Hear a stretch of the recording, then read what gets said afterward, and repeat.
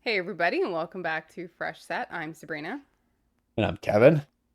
and it was the Monaco Grand Prix. Never miss It the Monaco was. Grand Prix. We never missed the Monaco Grand Prix. Yeah, Even when we should, yeah.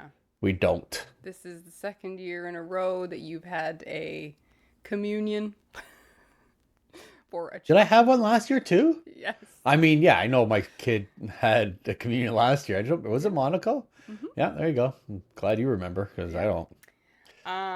And yeah, here we are again with Monaco, and I will say probably one of the best Monacos in recent years in terms of just racing, Hmm. because there actually was racing. There. You're gonna hmm, say no. I'm going to say no. I am going to say overall. Okay. Okay. Overall, probably one of the best in recent years. I'll give you that. However, Q1, great. Or Oh, sorry, Corey, quality. qualifying. Yeah. Qualifying was probably one of the best qualifyings. I'm gonna go out there and say it's probably one of the best qualifyings you're gonna see all year long. Yeah. Because it means so much, but also because it was just insane, especially when we got to Q3. We'll get into it.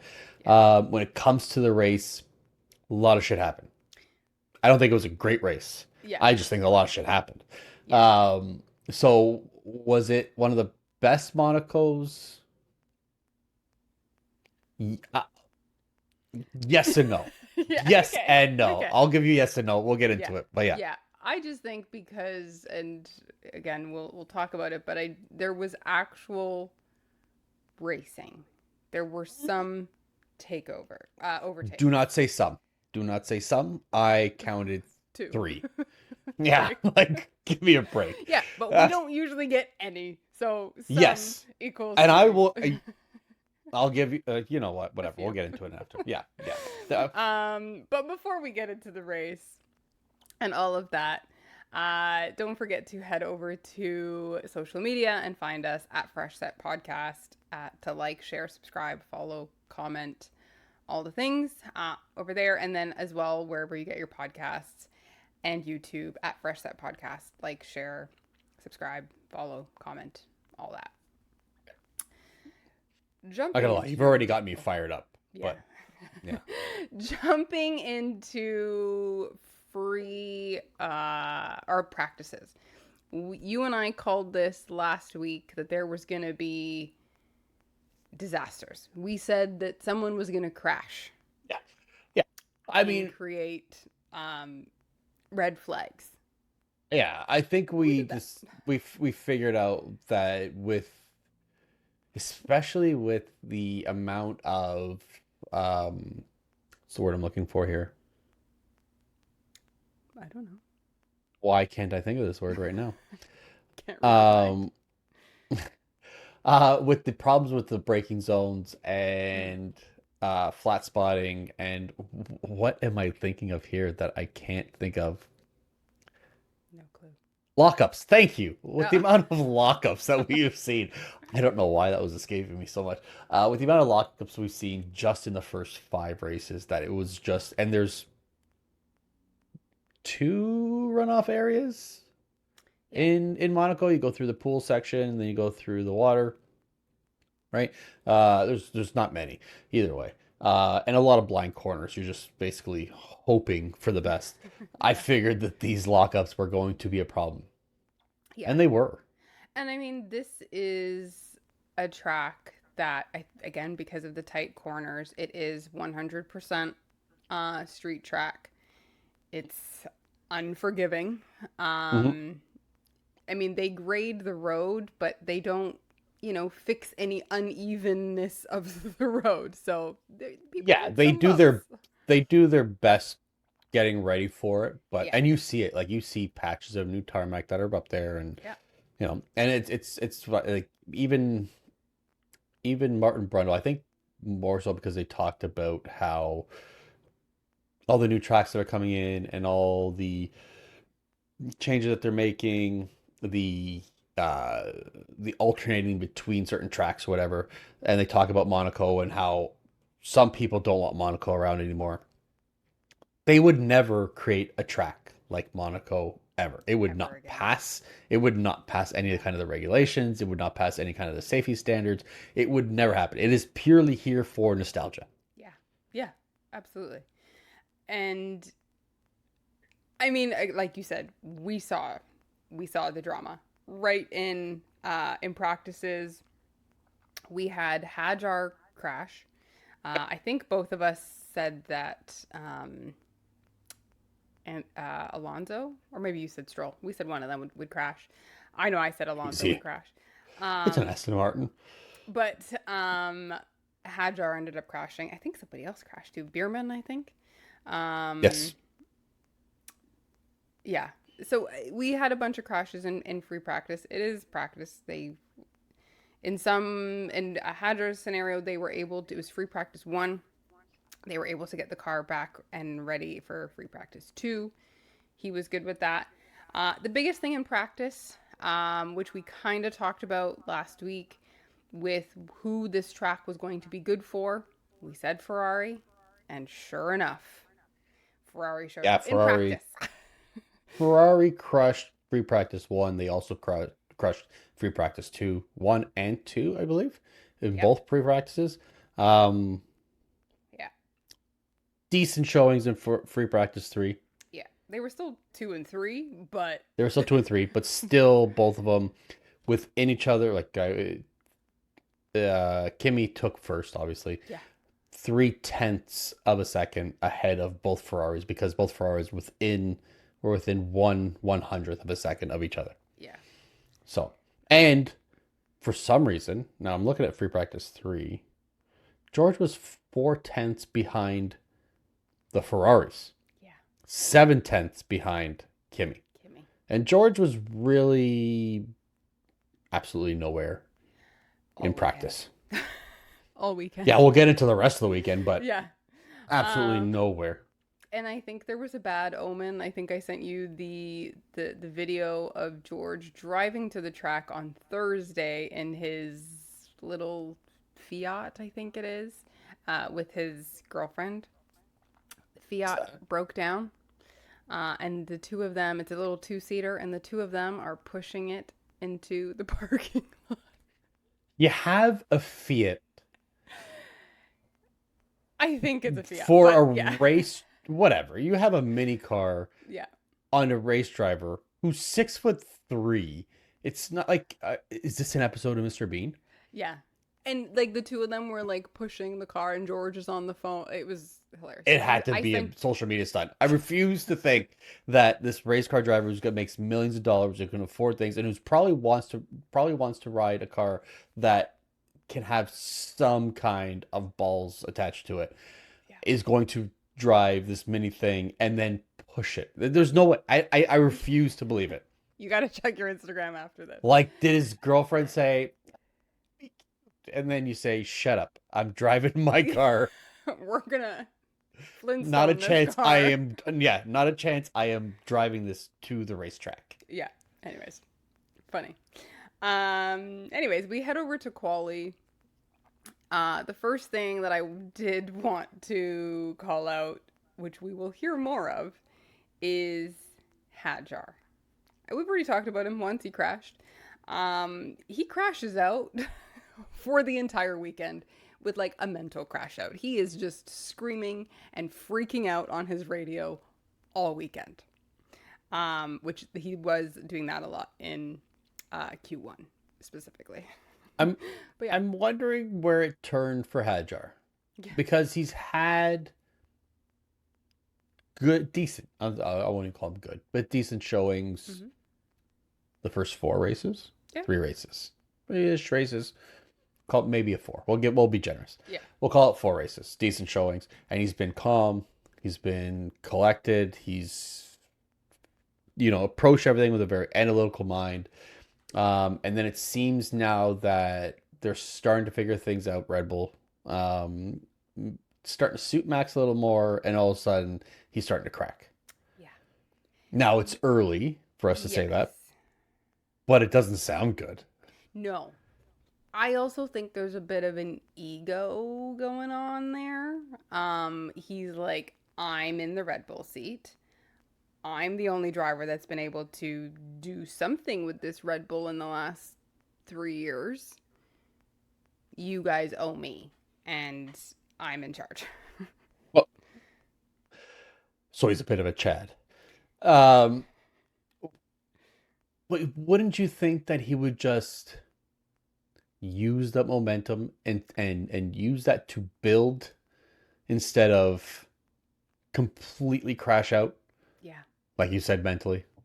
I would think the average person would try and do that. I mean, we I don't see know. I think the average person would just completely fall apart. actually, yeah. Uh, Like we see like Oscar Piastri when he's like not agreeing with something or needing help with something, we see very minimal reaction from him. I think Um, Oscar Piastri is a very poor yeah, example of how you we should react in a car. see um, George does freak out. Sometimes I just think he's just speaking so like in his words, he's just manic. Like I don't think he's Yeah, necessarily like yeah, Mercedes, you are messing this up. I think he's just like, what's going on? What are we yeah. doing? He's literally that chicken with his head cut off and just Yeah. flying around trying to Help, figure help, out what the help, help. fuck is going on. Yeah. Yeah. Where yeah, it seems and again in the race we'll talk about some of his radios, but yeah, Hajar not loving it. And I'm seeing a little bit of when Yuki first came on. Not at Red Bull, at Racing Bulls. And Yuki was made to go to anger management. And he was very reactive and he was like just screaming. I can see more of that Yeah. this weekend because we did see it. We saw it in qualifying. We saw Yeah. it in the race. Like, you have to figure this out and tell me what's going on. Yeah. Work Yuki, I mean, faster. he went on a full, like, shut the fuck up. Tell me what the fuck to do. Like, that was anger management. Yeah. But we're starting to see the moments in Hajar where he's just losing it. Yeah. He has no control. And No. it's we're not focused on the race anymore. We're No. focused on the problems, and it's hindering our race. Yeah. Totally. Q1. Usual suspects. Literally usual suspect. The only one that's not kind of usual, I would say, is Bierman, who was in 19th. He's just not usually that far back, I don't find. He's usually maybe in the six, between 11 and Yeah, but 16. I mean, We're seeing him, but he was struggling, I think, yeah, all weekend. he was. Those Haas weren't there. Maybe it's the car that's not suited there, but we see the two, like you said, the two Aston Martins, the two Cadillacs. We see the two Haas, which Behrman is usually better, but wasn't there. And then we see Gabriel Bortoleto, who crashes out Crashes in out, Q1. but makes it to Q2. He He does. did. It does He make did. the car doesn't, but his time Yeah. pushed him into Q2. Uh, the session was red flagged due to that crash. Monaco is a track that if you, like you said, don't make the runoff areas, it's going to be red flagged because there's just no room. But yeah, so Q2, Bortoleto doesn't run, so he's automatically in 16th. Yeah. Lindblad in 15th, Colapinto 14, Hulk 13, 12 Signs, and then 11 Albon, which was good to see the Williams move up a little bit. Yeah. Still together, but Just, moving up. but just outside of that, because I believe they just slightly missed out by the hundredths of a second from making that Q3, excuse me.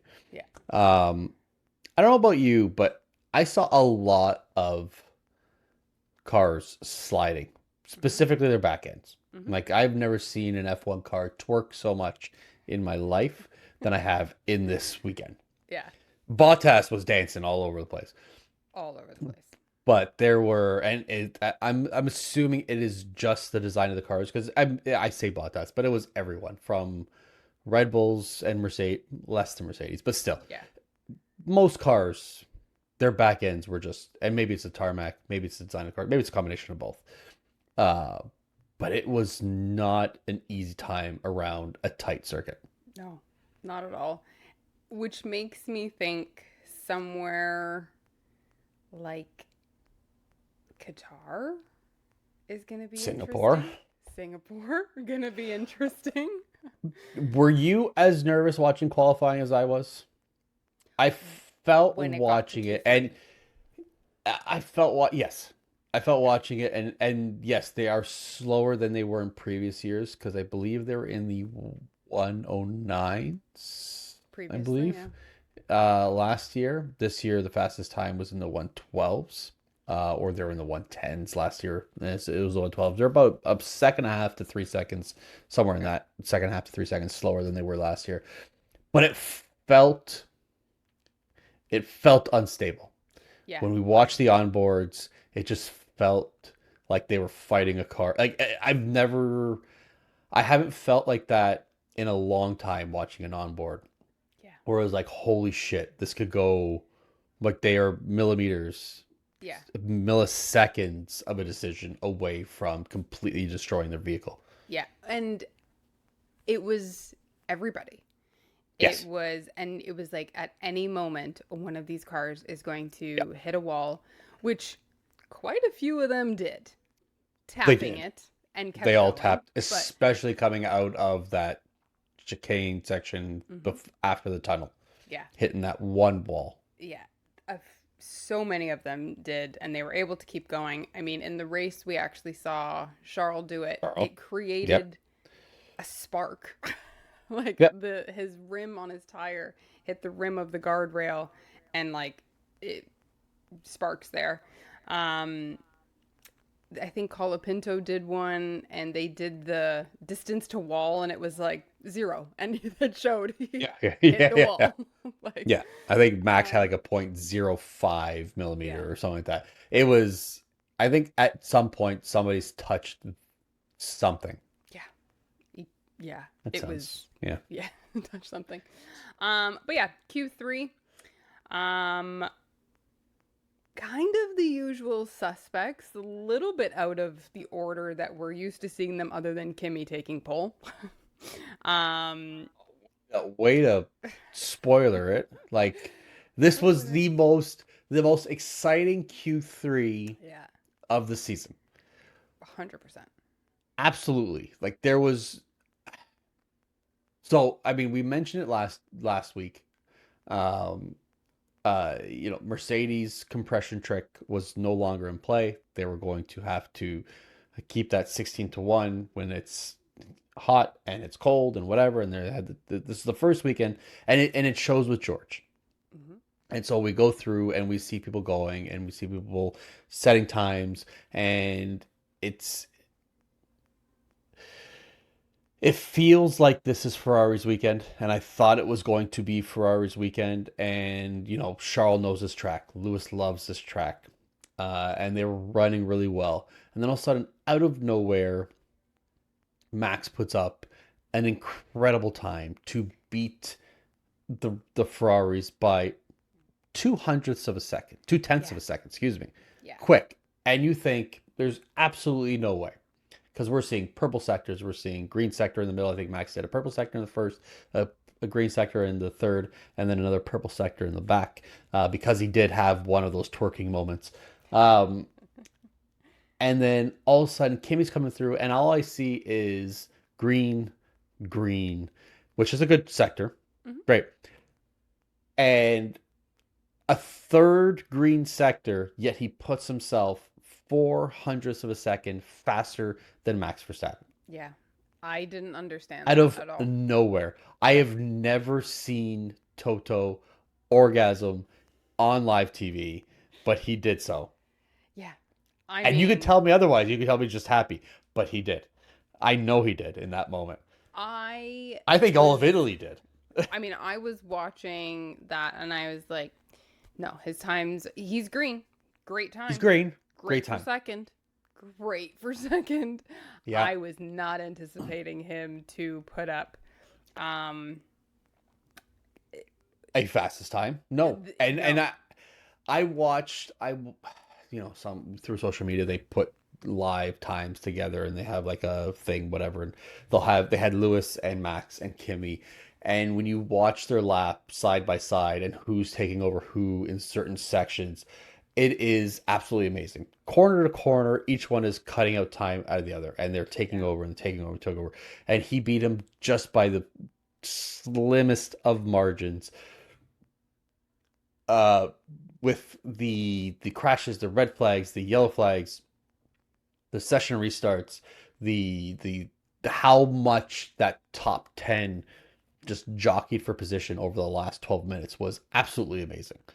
Yeah. This to me cements Kimmy as, I'm going to say it, he is going to be the champion this year because there is nobody on the grid aside from Max that is driving as well as he is. And nobody is driving as consistently as he is No, at the moment. nobody's And consistent. And especially now that that compression trick is no longer a factor. yeah. So it wasn't a factor, and he still is doing Yeah. better than a lot of Yeah. these guys that have um, more experience than him, for sure. And I think this qualifying session, Monaco qualifying session, is what is going to determine how good or how locked in that driver is. Because the race doesn't matter. The race Yeah, doesn't matter. We all know that Monaco is a qualifying lap, yeah, is an unforgiving qualifying lap. And if you can do that and he can pull it out the way he did in something like Monaco, it, where, yes, I get it. It's a short track, but it's, what do we have, 17 turns, something like that. But to difficult one. optimize everything, yeah, it's a difficult one. You have quick braking zones. You don't have a lot of runoff areas. So much margin for error, and he does this. He's locked in. He's Yeah, absolutely locked in. you could also see. I mean, every pole and podium has obviously meant a lot to him. Mm. You could see the smile on his face for this one. I think everybody talks about Monaco being boring. Every driver wants to win Monaco though. If there's one race that they all want to win, they all want to win Monaco. Yes. Um, but I agree. I think this one was made him feel like this is it. I conquered this. I'm good. I can do this for the rest of the season. And I agree with you. I think he's the champion. Is especially somebody like him who's traditionally not fared well. I mean, traditionally he's been in F1 for a year and a half. Not even a year and a A half, year and but 5 races. the last year it didn't have a great European showing. Um, Mm-mm. it's off to a good start this year. Yeah. Yeah, I I mean, mean, he was his the whole last year. qualifier last year. Yeah. His whole year is off to a great start. A much better start than last year. Yes. So yeah, he takes pole with Max right behind him, Lewis right behind. Charles actually hits the wall on his final push lap. A little bit of foreshadowing. Hajar in fifth, George all the way in sixth, which miles, like you said, miles Or off. tenths, almost a half a second slower than his teammate. Yeah. And then the McLarens, nowhere, absolutely nowhere in seventh and eighth, which Over half a second. with Oscar in the lead for once. um, and then we had Pierre Gasly in ninth and Liam Lawson in 10th. Funny, going into this race, I actually had a thought that this season, I haven't really heard Liam Lawson's name much at all. A couple of times this weekend. And it happened a couple of times this race. And yeah, so anyways, on to the race. 78 So hold laps. on, before we get to the race, we Oh, okay. talked about George being absolutely nowhere. So Yeah. after his qualifying session, he was asked about, why do you think blah blah blah whatever on his pace struggles to keep up to pace with Kimmy. So you haven't heard this. No. So I want to get your take on this. So his quote after the qualifying was that the start of the year was just easy. Every lap I did in practice qualifying, it was P1, worst case P2 every single session. The last three races, my pace has been nowhere. There's definitely some things we've seen that the changes with the changes of this year's car, with my natural driving style, doesn't suit it as last year's car did. Obviously, last year, the car suited me just fine, and this year it's suiting Kimmy perfectly well. So either I need to adjust to this, and I'll just do my best to do that, but it still doesn't answer why the start of the year was such a breeze. I don't know. A bit bamboozled right now. Comments on George's comments. Um, He is sounds like a he bitch. is he trying to say that Mercedes is building the car around Kimmy? I think that is 100% the roundabout way of saying all of a sudden they're favoring the kid over me. I mean, I've always felt that George has always been fine to play a victim, if I can put it that Yeah. way. It's a nice way of putting it. Yeah. Whereas, he comes into Mercedes fine. He is coming in as the rookie with Lewis, and all of a sudden when Lewis isn't doing well, now Lewis is the problem and he's the solution. Now all of a sudden Kimmy's there and he's supposed to be the mentor. Now his protege is now surpassing him. And you can't even call it um, the car that is now propelling you. It is your driving that is propelling you. And all of a sudden now the driving style of the car doesn't suit you. Yeah. Now it's not you are the problem, that your driving style, that your mentality, your frustrations might be getting in the way of the way you're driving. It is now the team has created a problem for you. Yeah. I Okay, whether we know it or not, Mercedes has always been, in terms of their cars, has been pretty even. Everybody gets the same car. They obviously try upgrades on one car, they try upgrades on the other. But if you go back to like the Rosberg um, Hamilton years, you guys go. You guys drive the car. And I think actually Rosberg and Lewis have both said it. Some tracks suited their driving style, some tracks suited the other person's driving style. Of course. Then we have the Hamilton Bottas years. Yes, Bottas was told to move over sometimes. Wasn't because he There couldn't, was a clear delineation, though, of but I don't think it was the hierarchy. car. Oh, 100%. No. But I don't think it Yeah, was the yeah. car was bad for Bottas No. because he was keeping No. Bottas was getting seconds and thirds. So while Lewis was getting Yep. first. So when Lewis and George were there, the cars were the same. Lewis was struggling in the car for whatever reason. But I mean, you have to now would they change it? You have to be pretty confident as a driver to make the assumption that your team would not want a complete 1-2 domination, which is you had for the Yeah. first three races or whatever. Yeah. Um, they wouldn't want a complete 1-2 domination for the whole season. Yeah. Fight it out. We can work with the internal struggles of who Yeah. is going to finish first or second or whatever. But there's no way that we do not want two Mercedes drivers on the Yeah. podium, 1-2 preferably, every race of this year. Yeah.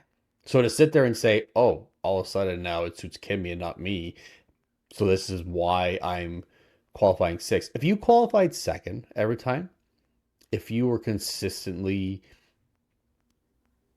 a tenth or 2/10 or whatever, or even 2/100ths of a second behind your teammate, I could see you being kind of scratching your head. Yeah. You qualify sixth, half a second down. Yeah. Don't blame the team. Don't blame No. the car. Blame yourself. This is on you. Yeah. There's no way that the team is going to fuck you so hard Yeah. that you have that No, it just doesn't make any sense. And Doesn't make. especially this early in the season. Like, yes, Kimmy's done Yeah, really well. He's won 4 in a row, going into this race, 4 in a row. yeah. His first four. Um, they're not turning off your car, George. Like, No. nobody's turning off your car. Now, I think back to like the interview or podcast that Alex Albon did where he talked about the Red Bull seat and how they built the car around Max. And Yeah. he was actually very specific with how he said it. He said they built the car around Max's driving style. It's not Max. Max said, "Oh, we need to do this." No, it's around his driving style. So if you are an aggressive driver, great, that Red Bull seat is going to work for you. If you're not an aggressive driver, and Alex Albon said that wasn't me, and that's why that seat didn't work for me. So, George, maybe that's what's happening now. Maybe Mercedes is changing their driving style or, how either of you drive, which, I mean, neither of them are super aggressive with their driving. No, but let's be like, I mean, and that's the thing. Like, the only way they really change it to a driver is you like your braking points at certain ways. Like, you like your differential set up in a little bit different way. And they'll do that tailored to the driver because that's just, how their foot moves and how they like their braking working and how they like their steering to work a little bit, slightly different. It's not the car, the fundamentals of the car. No, no, definitely not. Especially, they're not going to hamper you so much that on a race like this, where it could be so close, they're not going to hamper you so close or so much where you're going to, oh, my car was so bad that I had to finish 5 and 6 places lower than my teammate. It doesn't make financial sense. It doesn't make any kind of competitive sense. It does nothing. It just doesn't make any sense whatsoever. No, and for the Mercedes that has been doing, George's car as well has been doing pretty good this season. And when we have a season where we're one Red Bull down, sometimes the Red Bull down is Max. We'll say it. Yep. We have the McLarens that are down. We have the Ferraris that are great off the line, but not so great in race pace. Mercedes has not won a Constructors' Championship since 2021. They're not going to ruin this by turning your car off. Like, they want that Constructors' If you can't put a lap together, you can't put a lap together. Yeah, Don't blame somebody else. Yeah, that's simple as that. They're looking, and you're not going to endear yourselves to your engineers and to your pit crew and to the factory back in Brackley or wherever the hell it is, by blaming something other than your shit lap time. Yeah, shit for 6, but yeah, there's a bunch of cars behind, but whatever. Yeah. Still under the 112. Yeah, but anyways, we haven't even got to the race yet. No, that's qualifying, which was to me the best part. Yeah. So 78 laps. It's a longer race. We've got more race laps because it's a shorter track. 1 mile, 2 miles, 2 miles around Monaco, 3.3 kilometers. Yeah. Something like that. Yeah. Yeah. Everybody lines up, and we go for the formation lap. Formation lap. Sorry. We go on the formation lap, which Max is slow off the line for his formation lap, but some people just, are a little bit slower and they're still trying to figure out what they wanted their setup. He gets going, goes all the way around, lines up, and lights on, lights off. Max kind of moves for a second. Kimmy, who... Does he? The car moves. I mean, he rolls. He rolls. The car moves, but it almost stalls, and you just see every single car go past him, including Gabriel Bortoleto, who was in the pit lane, go past him. Yes. Max drops from 2nd to 22nd before the first corner. Yeah.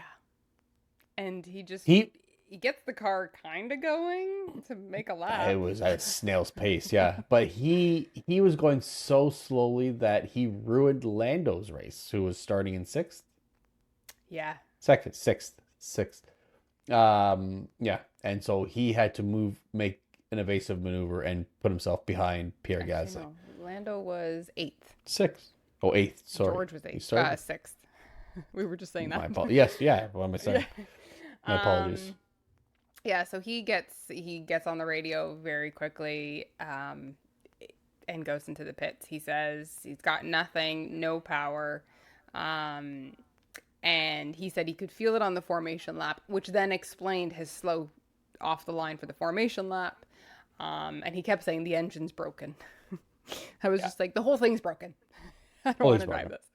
But Kimi, who we've been saying this kid needs to get his race starts right, gets the most fantastic race start.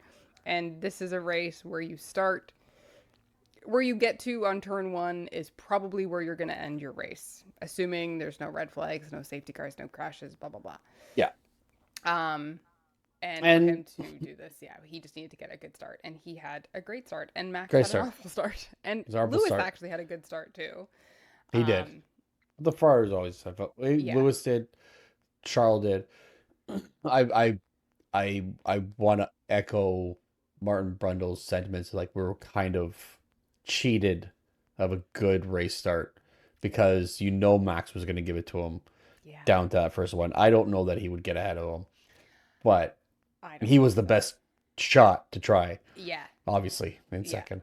I was so pumped for this race start, and then just lunch bag letdown, and it just the race sucked from there. Yeah, and it's funny. Max goes and does his interview, and they say kind of like, "What now?" And he's like, "Well, I'm just gonna go home. Like, going home. I'm 500 meters from here. I'm just gonna go home and watch the race." And realistically, he could. He fulfilled his duties. He did his. Realistically, he wasn't gonna go even watch the race. He was probably gonna go on the sim. Yeah, and look at what was wrong with the car. Oh no, I meant like his own. Esports team. Like he's gonna go look at what's wrong with his car on the eSIM. But yeah, he was like, "I'm out of here." Did my interview. Sayonara. Fuck this place, yeah. But yeah, and then very quickly we start to see some of those exclamation marks, which are some sort of review. George was outside of his grid box. Perez maybe had a false start. It just continued the entire race. For anybody new to watching this year's, is yellow exclamation marks is under review or under investigation. Red exclamation marks is has been a penalty applied. Yeah. Whether they have to serve that there or they serve it after or next race, whatever. There is some sort of penalty applied. Yeah. And at one point, I think there was like 6 red exclamations. I'm pretty sure there's more. Like, it was. There was ridiculous. Speeding in the pit lane at least 5 times. I think I wrote it down. Did I? I did not. It was at least 5. Yes, I did. Lewis, George, Oscar, Pierre twice, Franco, Lance, and I think That's there was more actually than 5. one more. So 6, and then I think there was one more, so 7. And speeding then in the pit lane. yeah, and then George did not serve his penalty and got another penalty for that. Actually, he had 3 penalties today. Yeah. So he had the speeding in the pit lane, he had the crossing the white line and the pit exit, and then not serving his penalty. So he had a drive-through penalty on top of that. Yeah. Not a good day not a good weekend for George. No. He should have gone to Max's house. No. Just end the race. But very early on, Kimi was ahead by 5 seconds. Lap 8, he was ahead by 5 seconds. This is not normal in a Monaco race. Not normal in the sense that, in the sense that usually we see people drive very slow. There's not a lot of passing zones. So they drive very slow. They back up the pack, get everybody all stressed out together. I mean, last year I think Max, who was further back in the grid, was like, "Oh, I'm just gonna get a pillow." On his radio, was like, "I should have brought a pillow." Yeah. Where Kimmy was like, "Nah, I'm out of here. You guys fight behind me. My car's fast." So much so that he was lapping cars Oh very yeah. quickly. Um, yeah. We wondered, was it 3 weeks ago, if the new size of the cars were going to help passing in Monaco. We found out very quickly, did not. Did not. Because we see 12, 10 or 12 cars go into the chicane before you go into the tunnel. Hulk tries to make a pass on, and these are everybody side by side by side. Hulk tries to make a pass on signs, completely destroys signs going into there. Um, it's not small enough. It doesn't work. No. It's we're getting there, but the car's still it's still too big. I mean, yeah, I don't even know where you would. Like where Is would be a this takeover? where Lindblad did it? Yeah, I audibly cheered when I saw everybody did. Lindblad take a moment to make a pass. So we did see a pass through the tunnel, but that's where Lando moved out of the way. Hmm. And who passed him? George? I believe it was Maybe. George. Maybe George. Doesn't matter. Yeah. It really doesn't matter. Through the tunnel because Lando had a battery issue. The only pure pass we had was Lindblad on, and I don't even know who it was. Albon. Albon. But it was in a spot where, and Albon was trying to back up the pack, Yeah. but it was a moment where nobody really realized he was even going to try. And he No. thought, fuck it, I'm going to go for it because I'm bored. Yeah. And why not? Yeah, and I think Lindblad really knew. I mean, Williams said it. They said, back up the pack. They actually switched Albon and Switched, Sainz yeah. because they were trying to To, get Sainz to do a pit, and they yes, wanted, they were trying to build up a gap yeah, so and he then they were wouldn't going lose to switch them positions. back. Yes. And so Albon does it, and pretty much as he's on the radio talking, being like, "Cool, happy to do this. Carlos is gone." But are we sure we You're want to do fucking this? me, yeah. Because I'm like, this is really risky. Like, these guys are on me. And pretty much that radio goes away. And then almost immediately we see Lindblad take him. And it was like you said, he was like, you know what? I'm not waiting. I'm just going to At move this for this. point, Lindblad is the only racer besides Sainz who hasn't pit yet. Mm-hmm. And so I feel, and we've had a few calls just today, where we had a lot of angry radios and we had the worst communication from teams. Like we had Charles upset, we had Albon upset, pretty sure obviously we had Hadjar upset, Yeah. but there were no proper explanations going back. And I get No. you don't want to give up a lot on the radio, but there was nothing to try to calm a driver to say, listen, there's a plan. We know there's a plan. And it worked out. Both plans, well, almost both plans, most plans worked out perfectly well to the teams, what the team was trying to achieve. Yeah. Yeah. I mean, I did notice that too, that there was, oh, we're checking. I'll come back to you when we figure it out. Not sure. A firm, which is Yeah, George's A-firm, George's yeah. radio. A firm. Um, but not a lot of explanations. Or I think with Hadjar they had said like try default 6 or something like that, and he's like it's The not working. the only clear communicator of the group today was Bono to Kimi. And Yeah. because he clearly communicated a plan before, just communicating strategy and eventualities before something happened. Like, if Yeah. this were to happen, this is what we want to do. Yeah. Well, but I don't think we should do that. But it's not right now. This is if it's going to happen. Yeah. We're not like, what I mean, just calming somebody down and just it was the only clear communication that I heard Yeah. all afternoon, And morning, whatever. it was a little it was a I mean, Kimmy at one point was ahead by like 27 seconds. He had lapped in around like lap 50s He and in the 50s he had lapped up to um he was fourth. about to lap George Russell, Yeah. Like he which had would have lapped. just kicked him right in the nuts. Yeah.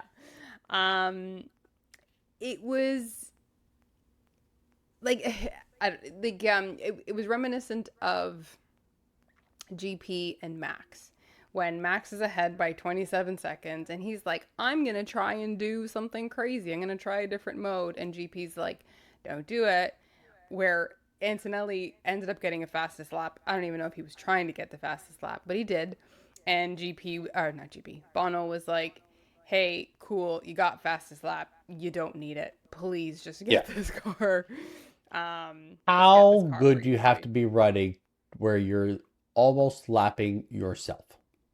Like Yeah. if he could, he would lap himself. Yeah. I mean, Almost.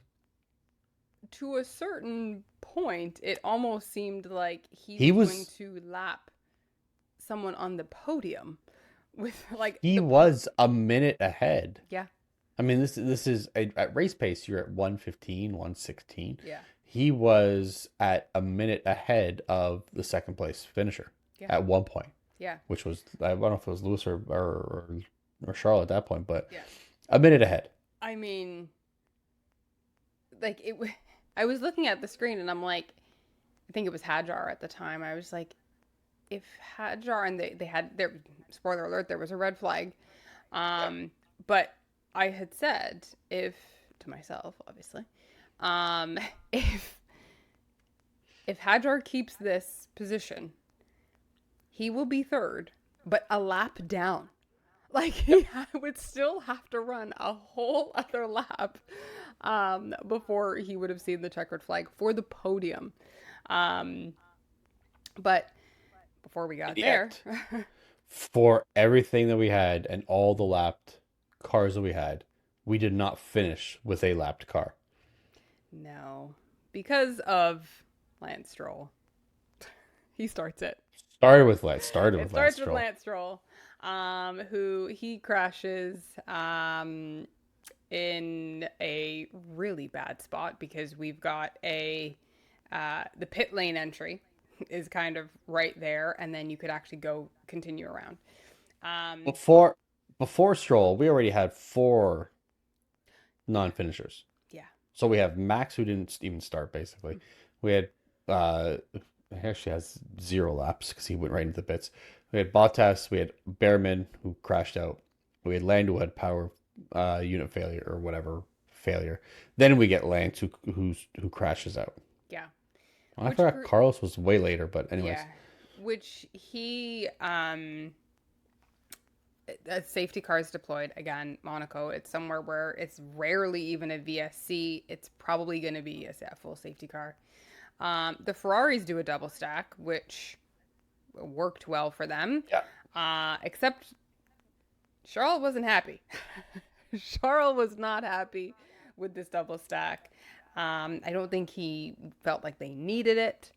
Yeah, Um, Charles questioned why they had to stop for new tires, which their response was you're going to be on fresher tires. Kimi had missed the pit exit mhm. because he just come. It was too late by the time he got the call, so he didn't switch right there. Likely coming in the next one, which is really just going to back them all up, kind of. Yeah. Well, and it puts all of them like I know you and I or you said it to me previously that you agree with the Ferrari I do. changing the tires. I agree with it because Kimmy went in as well. I think it scared Mercedes so much that it forced them in. If Kimmy didn't go in, those colder tires and how he was running, I don't know.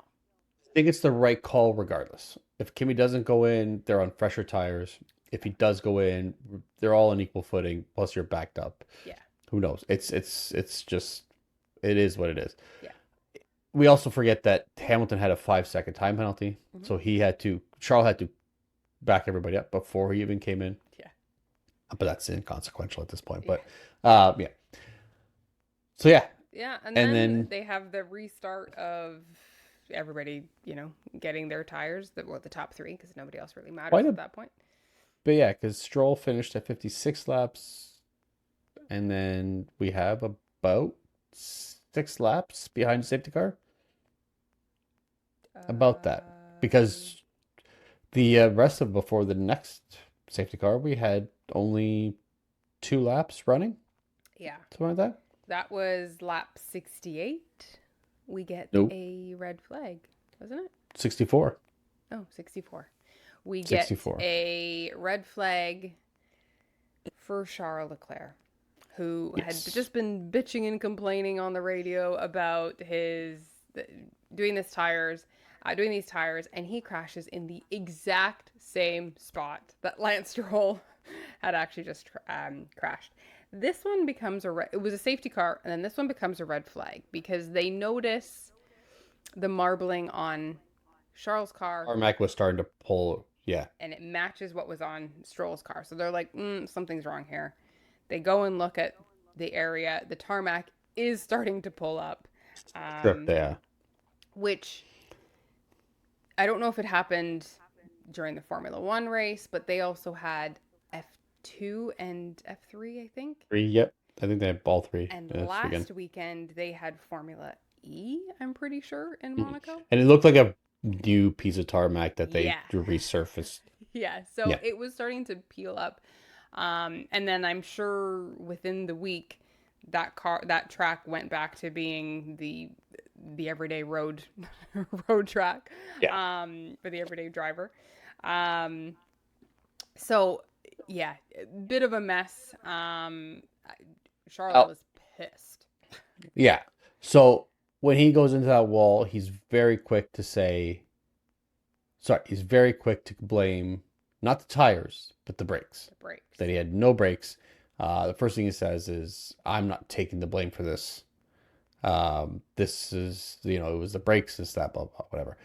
We go into, as the race resumes, he has his media pen kind of interview after, and he says, I'm the first person to say that, when I make a mistake, I make a mistake and I'll own it. But this was not me. This was the brakes.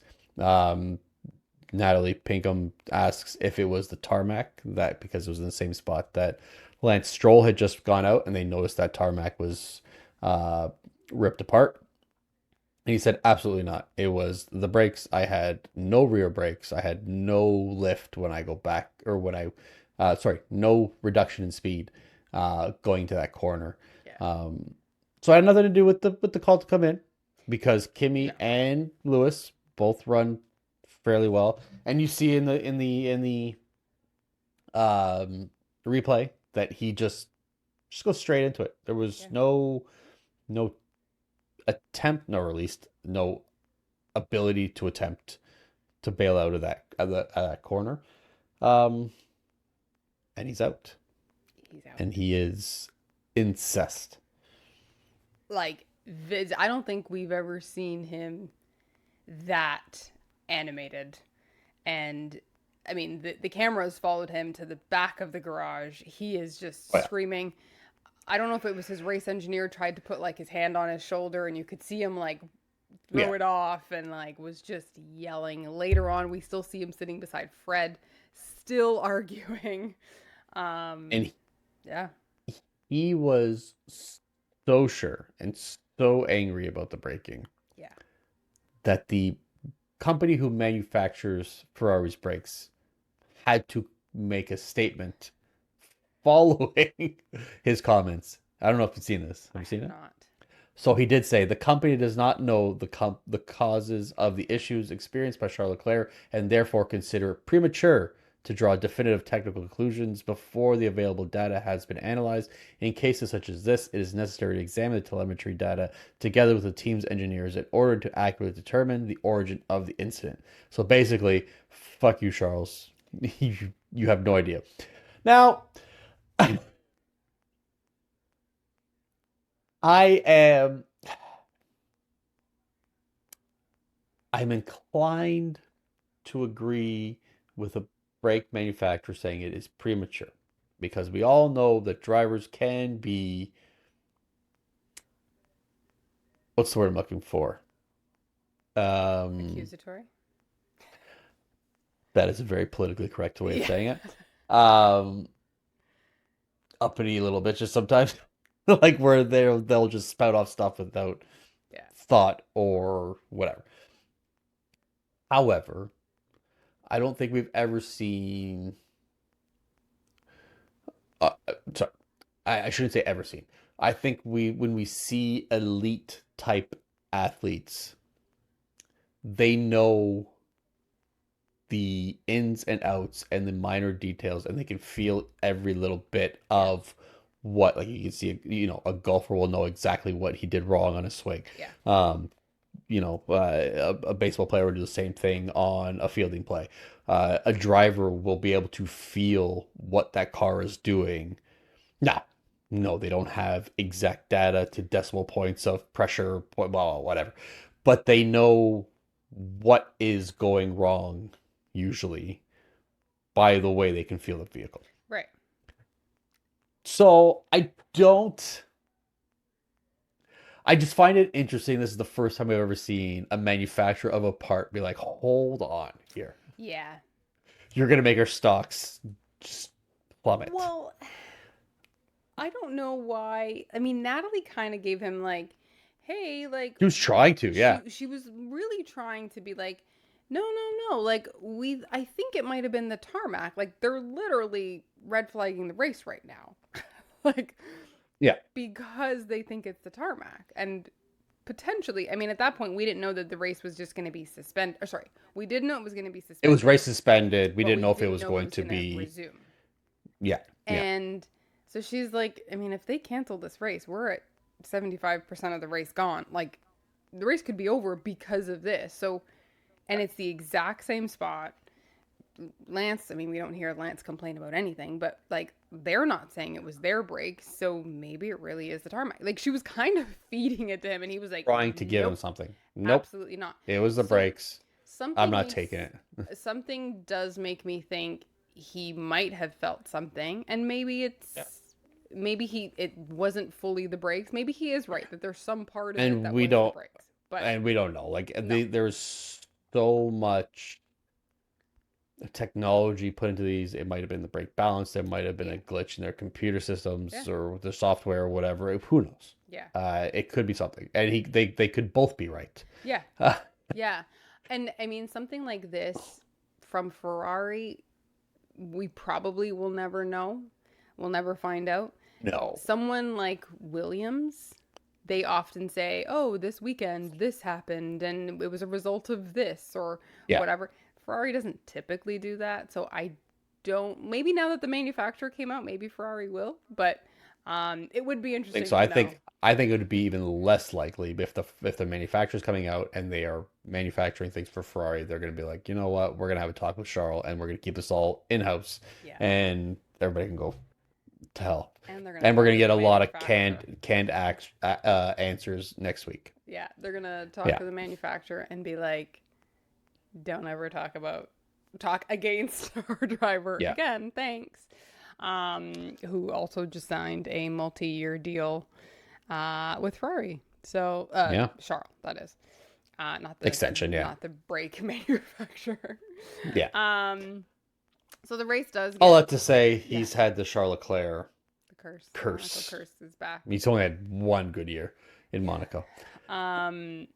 So the race is decided to be resumed. They really just sweep away all the marbles. This is when George gets his drive-through penalty. I was worried about Kimmy's restart because it was going to be a standing restart for this one because it was a red flag. I was on the edge of the seat. Like the kid really needed that. He's had terrible starts all of a sudden. Let's just make him try it again. I know. Like when they were showing the camera on his face when they were still in the pit lane, I was like, this kid is like.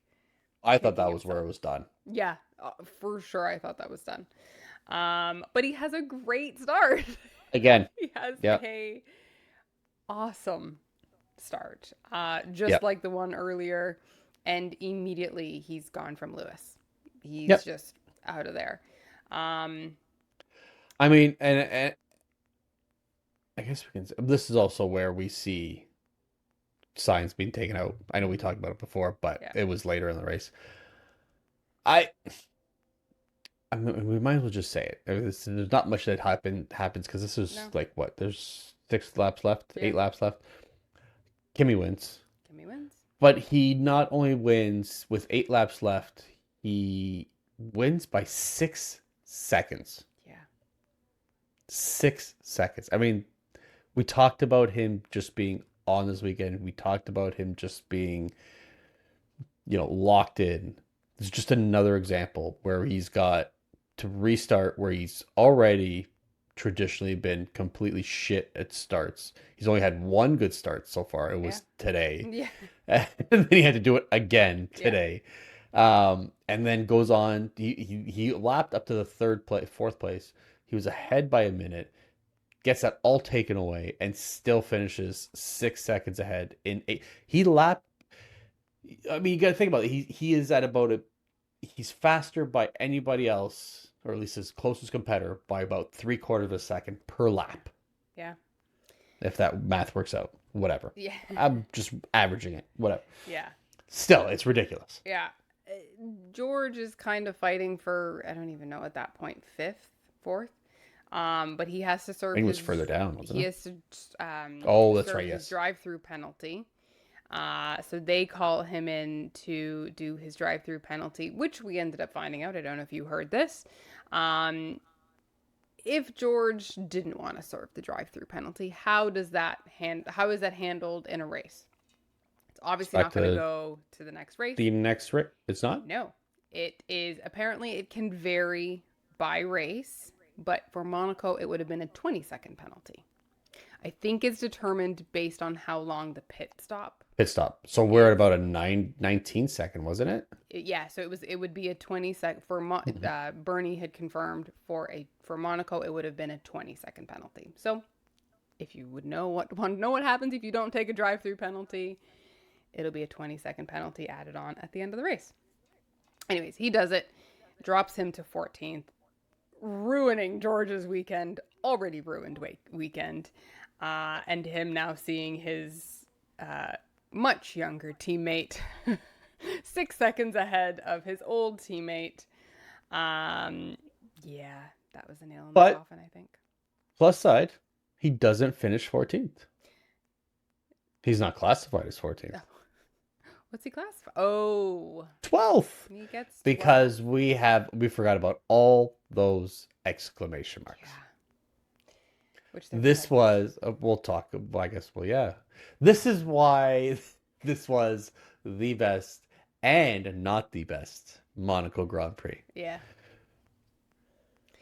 because we didn't actually get a proper classification till 4 hours, yeah, 3 4 hours after the race had ended, yeah, because all the penalties and all the bullshit had to be sorted out before the race went.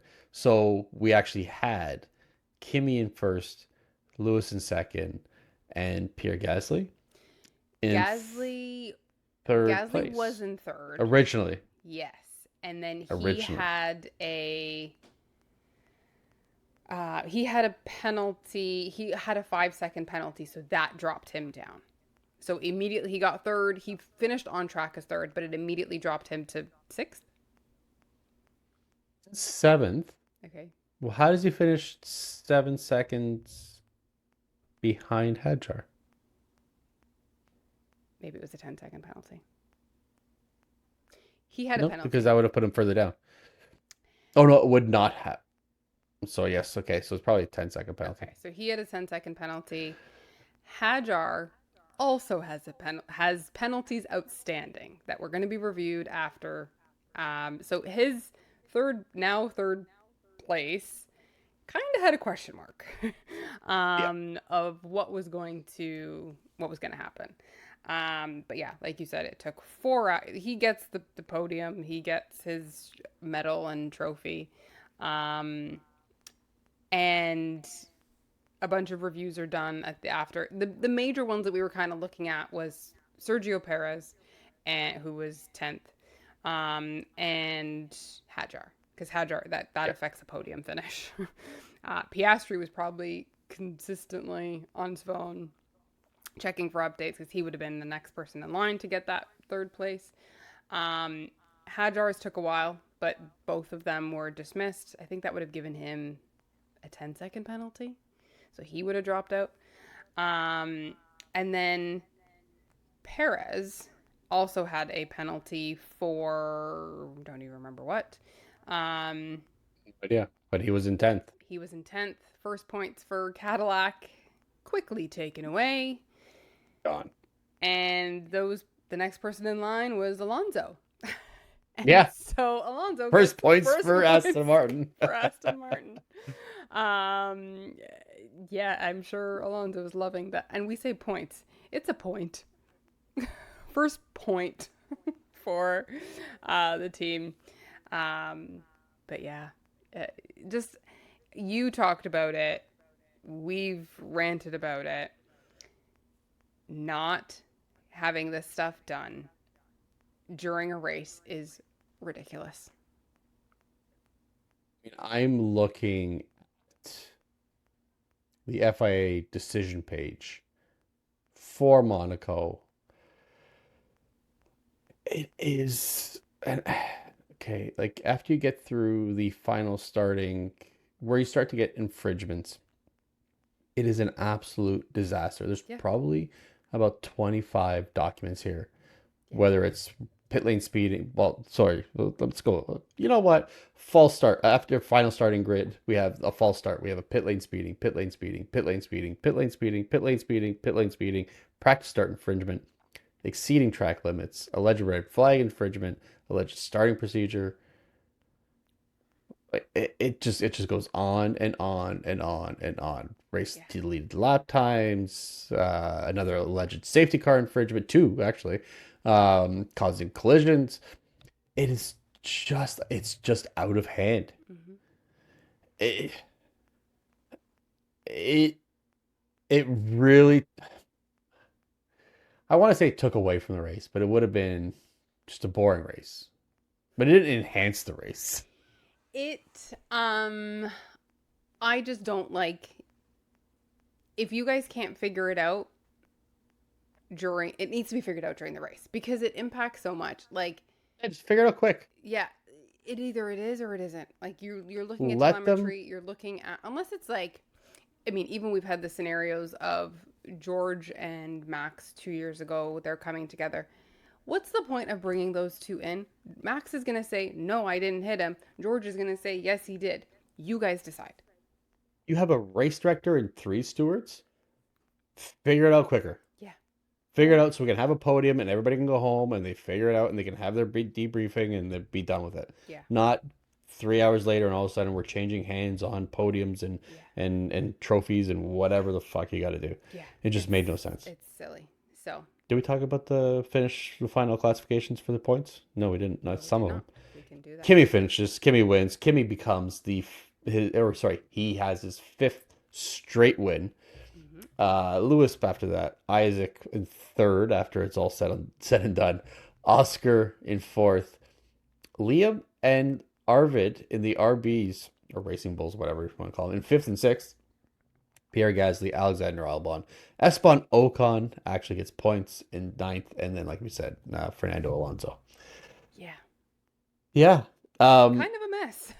That top 10. An absolutely huge mess. But what I do want to say is, I saw this a few days before. This is still before the race. But have you seen the kind of the records that Antonelli has broken or taken for himself? Yeah. So before this race, Mm-hmm. yeah, before this race.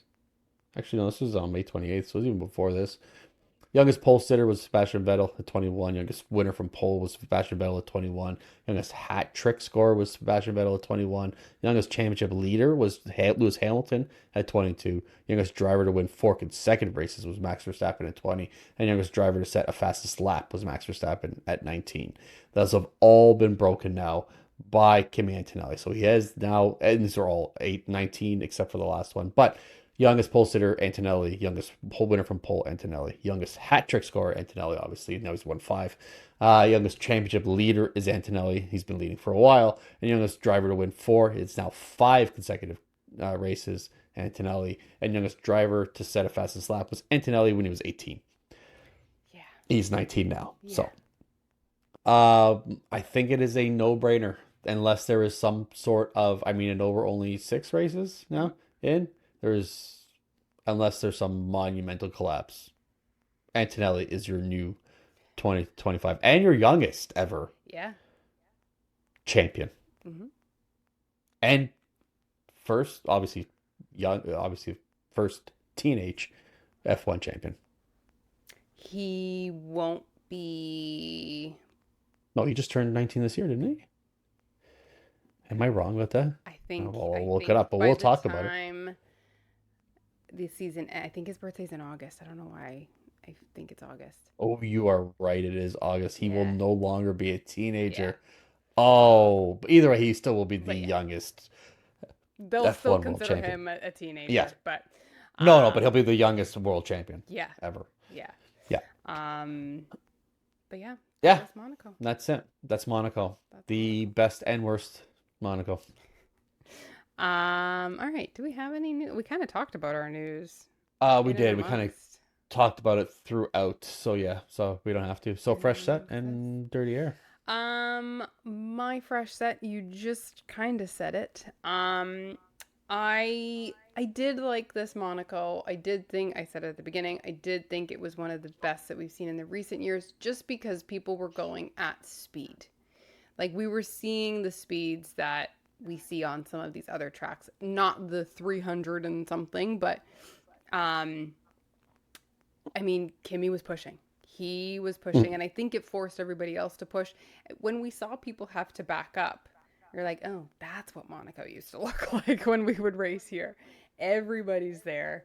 But yeah, I enjoyed this race. I mean, I didn't enjoy the 7 speeding in the pit lane, and the constant eyesore of exclamation marks on my screen, but again, it added to the race because we had people like Lewis, George, Oscar, people in the top 10s getting penalties that were really messing things up. So yeah, that's my fresh set. My fresh set is going to be easy for me to pick the quali this weekend, so I'm not going to. Arvid Lebland, the first on-track pass that I can remember, that actually looked really good. Yeah. It wasn't just, I'm going to let you go because I'm not racing you. An actual pass on there. So I'm going to give it to him. Yeah. Don't talk about him a lot. Did get 8 points today. And it's helping, with Liam Lawson. It's put the Racing Bulls into 39, just 2 points behind Alpine for 5th in the Drivers' Championship. Not bad. So not bad. Not bad. My dirty air, you said it. Martin Brundle said it. Max not being able to get off the line. I think it would have been a completely different race if we... I still think Kimi probably would have won, but I think the battles up front with Kimi, Max, Lewis, Charles would have been very different. And I would like to have seen if Kimi would still be doing the runaway kind of thing. Or would he be backing up? Whatever the strategy would look like at that point. But yeah, I think we didn't get what we were all anticipating. What Max was probably anticipating as well. And then just Hajar yelling, which we didn't talk about too much, but just the yelling and like the yelling of That was a one little of the annoying. things he said was that really bothered me was like, one of the his engineer said, "We're looking into it, working on it. Like we'll get back to you." And his response was, "Well, work faster." And I was Yeah. kind of like, Thanks, bud. yeah, Like we don't know the urgency yeah. And I was of, a bit like, of everything we're mute. doing. Yeah. Oh, look at um, this. You just got out. yeah, it was very reminiscent of Yuki. Yeah. And I just didn't love the toddler tantrum. So that's my Fair dirty enough. air. Two. My dirty air. I pick so much. But it's going to go back to the good old blue flags. Especially for Monaco.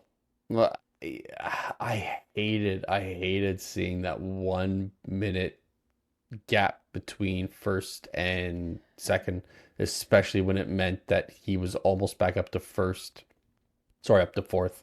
Um, if we didn't get two red flags, we would have had people that have been lapped two, three times. Um, Yeah. if there were no blue flags, that would make Monaco infinitely more interesting. Yeah. I think Monaco more so than anywhere else. It also proves that people can pass. Yeah, 100%. People Right? can pass. Especially when you have to deal with people who don't want to let you pass up in front, not Mhm. that they're obliged to do it. Yeah. Um, it doesn't make for a good. It adds to a boring race, especially when you get to a track like Monaco. So yeah, mine's for the blue flags. Blue flags. Still in the For the Martin Brundle vein because I know he hates him. yeah. But yeah, yeah, Yeah. yeah. All right. Well, that's it. It's a lot. That's it. It's a long That episode was a for lot. Monaco, but It was a lot there for was a a race lot. that I didn't like. There was a lot to talk about. But we will be back next weekend because it is Barcelona. Barcelona, Barcelona. Barcelona. Um, yeah, Is should be this fun. the last Barcelona next year? It's not here, correct? I don't actually know. I don't know. They're There's switching too things up so many of much. them that they move all Who the gives time. a shit? Hey, we're in Barcelona tomorrow, next week. Yeah. Not we, but yeah. But yeah, we will see you guys next time. Yep. Grab a fresh set. Bye.